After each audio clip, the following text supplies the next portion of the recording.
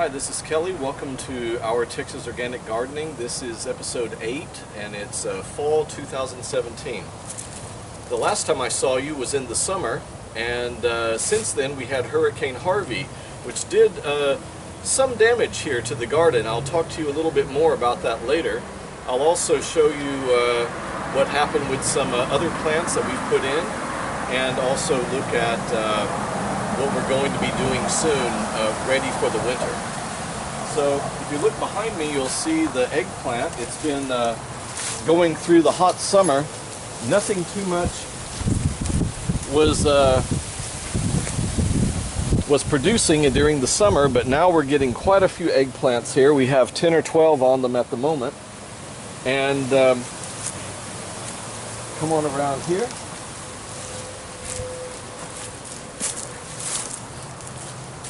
The most productive plant we've had in the garden this whole growing season has been this gungbao pepper here. You see we have the red peppers. I've shown it to you before, but we've literally gotten hundreds of these peppers. They're from China, and they use them in hot dishes. If you've heard of Kung Pao chicken, they use them in this. Here's just a few that we've gotten recently. We let them dry a bit. And my wife, Hiromi, also uses them in some sauces and mixed with olive oil or sesame oil or different sauces like that. And if you look behind me, you'll see the goya wall is still being quite productive. And we cut some Okinawan spinach here and propagated them, put them down there. The most other amazing thing over here is the Tomatillo plants. If you see, I got so many of them now. So many are coming up, and they're finally filling in for the husk. They're finally going to be filled with the fruit. And people use the Tomatillo to make a salsa verde or a green sauce. So hopefully we'll have a few dozen of those ready soon. If you come on around here,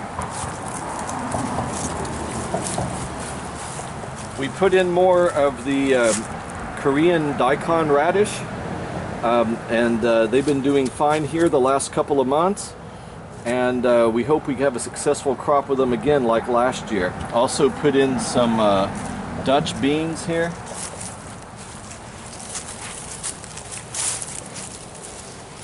Over in this bed, a lot of the greens were destroyed in Hurricane Harvey, but right now we have mustard, and we planted more kale here, and these are some broccoli left over from last year.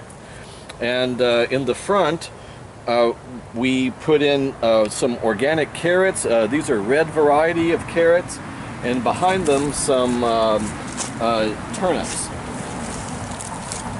I decided to go ahead after the summer where we had planted this Himong cucumber to go ahead and try a few more in the fall. I've never done it before, and as you see, they're coming back up, but haven't done anything yet.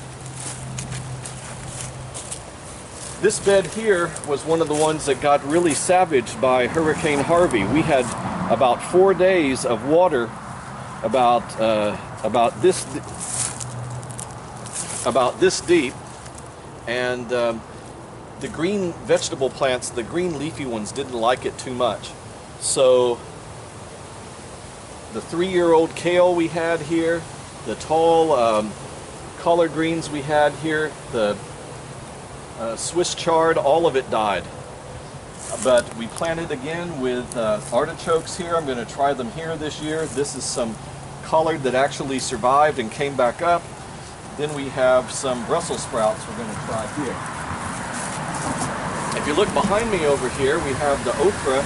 It's been also very productive this year. We've probably had more than 100, 150 pieces of okra this year, different varieties. And if you look below, it's more of the Okinawan spinach that I propagated, and it also really is doing well along this fence. Where the Okinawan spinach used to be, I also have some organic beans growing here. The tomatoes that we had from the spring, they also died during Harvey. They don't like to have the roots too wet, but we went ahead and planted more tomatoes for the fall. These should be coming in soon. And there's some volunteer goya bitter melon that's grown around them as well. And here is the Japanese basil, the shiso, that we've shown you several times. It's finished now for the year, and we're just letting it dry up and reseed into the ground here like it's done the last 3 years, and we'll pull these up soon. Behind you'll see some more tomatoes that I planted for the fall, and you'll see the citrus here, the Susama orange, is doing quite well. Here we decided to put in some different varieties of lettuce. So we have a type of rocket and arugula and another type of lettuce. And the melon here, the butternut squash, was also a volunteer. It came up from last year, and we've been getting quite a few of these. Here's one. We've been getting quite a few of these so far this year as well. So, over here you can see the goya, the bitter melon. It's still doing quite well. We're having quite a few in here, and the hot, humid weather that still seems to be predominating really benefits this one. Lots of new growth, lots of new goya.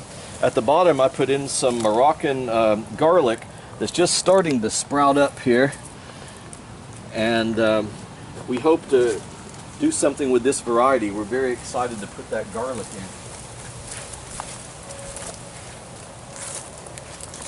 And if you come here, you can look around and see the rest of the garden from this perspective. There's another big goya there. Boy, look at that one. And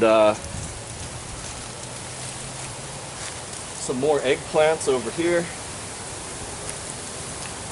And lots more tomatillo. If you go ahead and follow me.